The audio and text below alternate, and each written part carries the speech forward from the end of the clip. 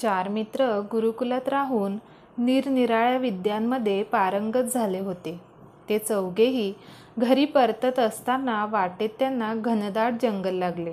त्या जंगलात एका झाडाखाली त्यांना वाघाच्या हाडांचा सांगाडा दिसला. त्याबरोबर एका मित्राला आपल्या विद्येची आठवण झाली. तो म्हणाला, मित्रांनो, मी हा हाडांचा सांगाडा जोडून क्षणात उभा करून दाखवू शकतो. दुसऱ्या मित्रालाही आपल्या विद्येचे प्रदर्शन दाखवायची हौस आली. तो म्हणाला, मी तर हाडाच्या पिंजऱ्यावर मांस आणि त्वचाही चढवू शकतो. तिसरा मित्रही काही कमी नव्हता. तो म्हणाला, अरे हे तर काहीच नाही, मी तर या मृत शरीरात प्राण देखील आणू शकतो.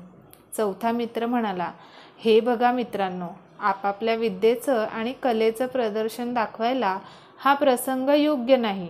कारणाशिवाय आपण विद्येचा प्रयोग करणं चुकीचं आहे.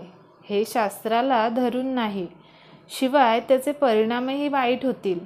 त्यापेक्षा आपण आपल्या विद्येचं प्रदर्शन इथं न करता जेव्हा आवश्यकता भासेल तेव्हा करू. परंतु तिघांनी त्याच्या बोलण्याकडे लक्ष दिले नाही. त्यांना आपलं श्रेष्ठत्व दाखवण्याची खुमखुमी आली.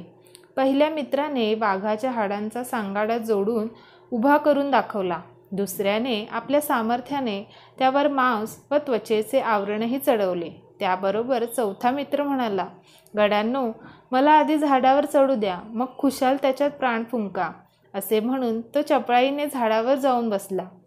तिसऱ्या मित्राने त्या मृत वाघात प्राण ओतून त्याला जिवंत केले. जिवंत झालेल्या वाघाने समोर पाहिले. 3 शिकार अगदी एकाच वेळी आपल्या पुढ्यात. मग काय, त्याने दटकाळी फोडत तिघांवर झडप घालून त्यांना खाऊन टाकले. आपल्या कलेचा, विद्येचा, शक्तीचा अनुचित प्रयोग न करता तो योग्य वेळी इतरांच्या कल्याणासाठी करावा. म्हणजेच ज्ञानाबरोबर सत्सत विवेक बुद्धीचीही गरज आहे.